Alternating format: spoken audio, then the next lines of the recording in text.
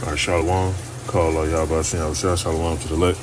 Now, there are a lot of people that read the scriptures, and when people bring out how the Lord look, or how the angels look, or how the Most High look, or how the prophets look, people always have a problem with that shit, and they try to come up with this narrative of saying that, oh, it don't matter what color they are and all that. It do matter, for truth's sake. And that's going to be the title of this video. For truth's sake, it does matter.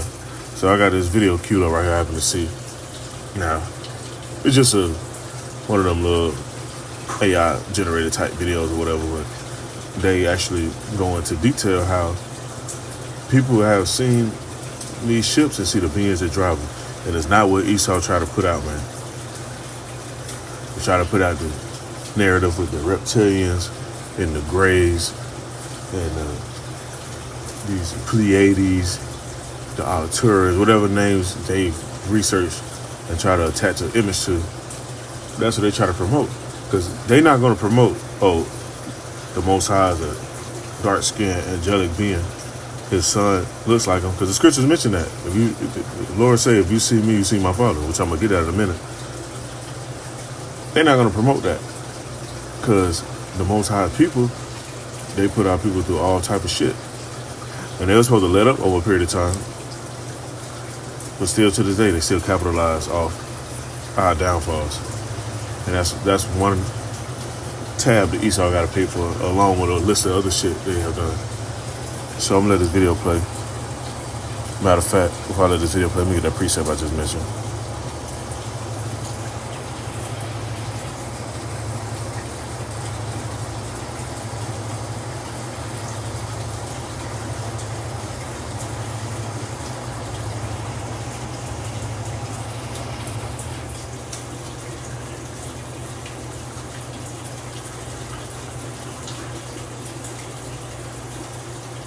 Book of John chapter 14 verse 7 says, if you had known me, you should have known my Father also. And from henceforth you know him and have seen him. And some people, that'll go over some people's head, meaning that the Lord looks like the Most High. The characteristics, which I'm going to get, matter of fact, before I let that video play, I'm going to get a few more characteristics.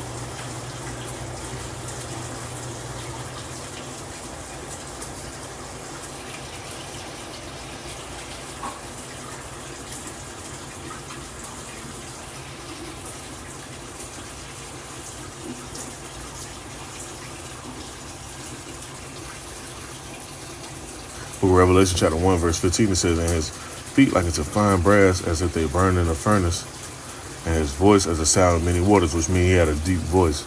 He wasn't sounding all soft-spoken like they try to put in the movies and try to play games. That's not what was going on. I'm going to read the book of Revelation chapter 2 verse 18. It says, and to the angel of the church in Thyatira, I may be pronouncing it wrong, so Salaki, it says, these things said the son of her outer one, who have eyes like unto a flame of fire, and his feet are like fine brass. When you look up brass, or you look at brass that burn in the furnace, it becomes black, not white. Because you have people try to play that game too and be like, oh, when you burn brass, it be glowing. No, when you put that flame on that brass, you take some flame right now, you burn some brass in a furnace or with a light or whatever, it's going to become dark. You have to polish it to make it a different color. So that little narrative they try to put out, man, is clearly in the precepts, it's clearly in the scriptures. And if his feet look like that, what the rest of his body look like. Now, let me get another precept. Then I'll let the video play.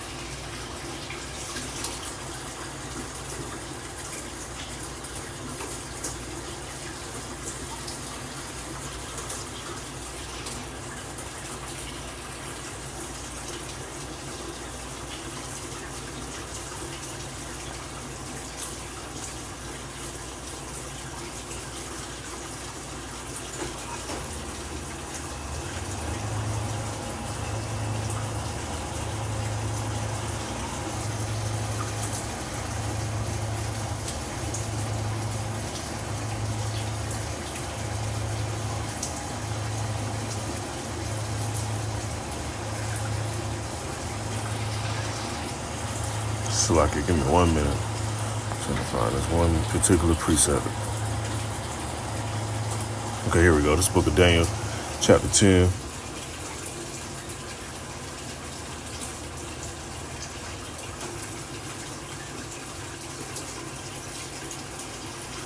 So I'm sorry to get to the main point. Book of Daniel, chapter 10, verse 5 says, Then I lifted up my eyes, and I looked, and behold, a certain man clothed in linen, whose loins were girded with fine gold of Uphaz. His body also was like the beryl, and his face has the appearance of lightning. His eyes as lamps of fire, and his arms and his feet like unto color to polished brass. And the voice of his words was like of a multitude. And I, Daniel, alone saw this vision, for the men that were with me saw not the vision, but a great quaking fell upon them, so they fled to hide themselves. And see, when you read the book of Exodus, when Moses was going up to Mount Sinai, people, they wanted to go up and see the Most High too. But it was so dramatic. The earth was quaking, shaking, smoke, lightning striking, all that. People didn't want to go up there. They told Moses, you go ahead and go up there.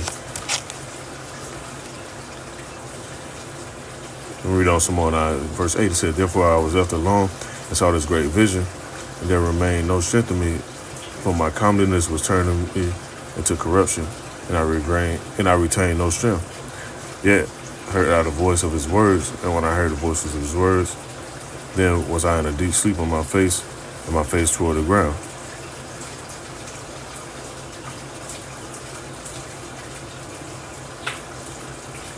Now let me read on some more. Let's see.